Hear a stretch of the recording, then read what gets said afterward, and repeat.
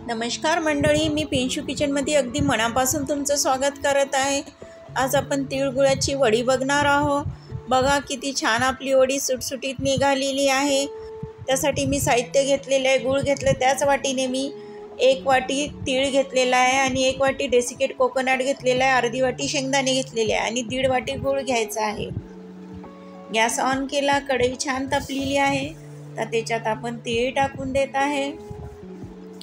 आता तीळ हे गॅस मीडियमच पावर ठेवून छान खरपूस असे खमंग भाजून घ्यायचे आहे। तीळ हे 4 मिनिटात भाजल्या गेलेले आहे छान। आता शेंगदाणे भाजून घेऊया आपण। सतत आपल्याला फिरवत राहायचं आहे त्याच्यातली, त्यामुळे आपले शेंगदाणे छान भाजल्या गेलेले आहे, खरपूस असे खमंग। आता डेसिकेट कोकोनट भाजून घ्यायचं आहे। डेसिकेट कोकोनट हे लवकर भाजले जाते, 2 ते 3 मिनिटातच भाजते, त्यामुळे त्याला सतत परतत राहायचं आहे। जास्त भाजल्या गेल्यात ते कडसर लागते, त्यासाठी गॅसचा पॉवर कमी ठेवून लगेच भाजल्या जाते ते। आता भाजलेले तीळ थंड झालेले, आता मिक्सरच्या भांड्याला छान जाडसर असे रवेदार फिरून घेऊया आपण। बघा मी जाडसर असे रवेदार छान फिरून घेतलेले आहे, तुम्हाला दाखवते जवळून।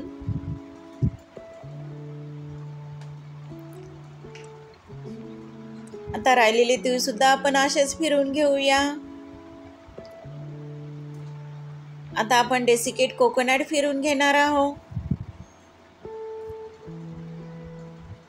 छान मिक्सरला फिरून घ्यायचं आहे। आता डेसिकेट कोकोनट सुद्धा मी छान जाडसर असं रवेदार फिरून घेतलेला आहे। जाडसर आणि रवेदार आपण फिरून घेतलं असता सर्व जिन्नस, त्यामुळे आपली वडी ही ठिसूळ आणि खुसखुशीत होते। आता शेंगदाणे फिरून घेऊया। शेंगदाण्याचे काही मी साल काढलेले आहे, काहीचे नाही काढलेले आहे। तुम्हाला जर साल नको असेल तर पूर्ण काढून घ्यायचे। बघा शेंगदाणे सुद्धा मी छान जाडसर असे रवेदार काढून घेतलेले आहे। सर्व जिन्नस आता एकत्र करून घ्यायचे आहे। आता गॅसवर कढई ठेवलेली आहे, छान गरम झालेली आहे। गूळ मी तुम्हाला सांगते साधाच गूळ घेतलेला आहे आणि बघा चाकूच्या याने मी बारीक करून घेतलेला आहे, त्यामुळे ते लवकर विरघळेल।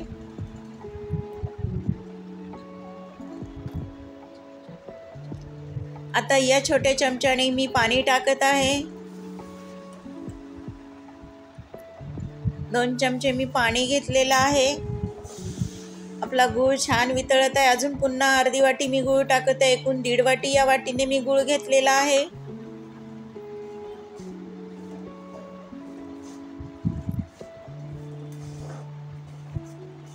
मी जे साहित्य तुम्हाला योग्य प्रमाणात दाखवले आहे त्याप्रमाणे तुम्ही घेऊन बनवले असतात आपली वडी छान खुसखुशीत आणि ठिसूळ होते। आता त्याच्यात मी 1 चमचा तूप टाकत आहे, त्यामुळे आपली वडी छान चमकदार आणि छान होते। आता विलायची पूड टाकलेली आहे, त्याच्यात 1 चमचा मी आणि अर्धा चमचा ते मिक्स करून, जायफळ आहे दोन्ही मिळून एका जागी 1 चमचा टाकलेला आहे, दोन्ही मिळून छान खमंग स्वाद येते, त्यामुळे आपल्या वडीला छान आता वितळून घ्यायचं आहे। इथे एक महत्त्वाची टीप आहे, आपल्याला कशा प्रकारचं गूळ वितळून घ्यायचं आहे। बघा आता छान बुडबुडे येत आहे त्याला। बघा आता मी आपला पाक कसा तयार झालेला दाखवते। त्याला तार नसली पाहिजे, असा चिकटच पाक पाहिजे आहे आपल्याला वडी बनवण्यासाठी। एकतारी पाक बनवायचा नाही आहे आपल्याला।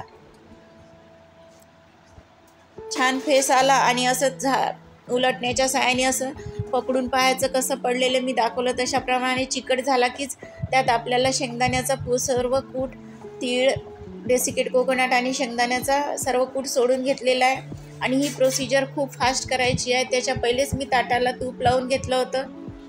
बघा एकदम फास्ट केलेली आहे मी ती प्रोसिजर। तुम्हाला मी अजून एकदा सांगते की आपल्याला वडीसाठी पाक बनवायचा नाही आहे। आता वडी छान आता थापून घेऊया। आपण पाक बनवायला घ्यायच्या आधीच ताटाला तूप लावून ठेवायचं आहे, ही एक महत्त्वाची टीप आहे। आता मी वाटीला तूप लावून घेतलेलं आहे, आता छान आपण त्याला थापून घेऊया अशा प्रकारे। बघा मी खाली घेतलेली आहे थापण्यासाठी ताट। आता बोटाच्या साहाय्याने त्याचे कडेसुद्धा दाबून घ्यायचे आहे. आणि बघा, गरम असतानाच आपल्याला वडी कापून घ्यायची आहे सुरीच्या साहाय्याने. नंतर आपल्याला वडी नाही पाडता येणार. छान आता मी डेसिकेट कोकोनटनी ती छान सजून घेतलेली आहे आणि तिळांनी.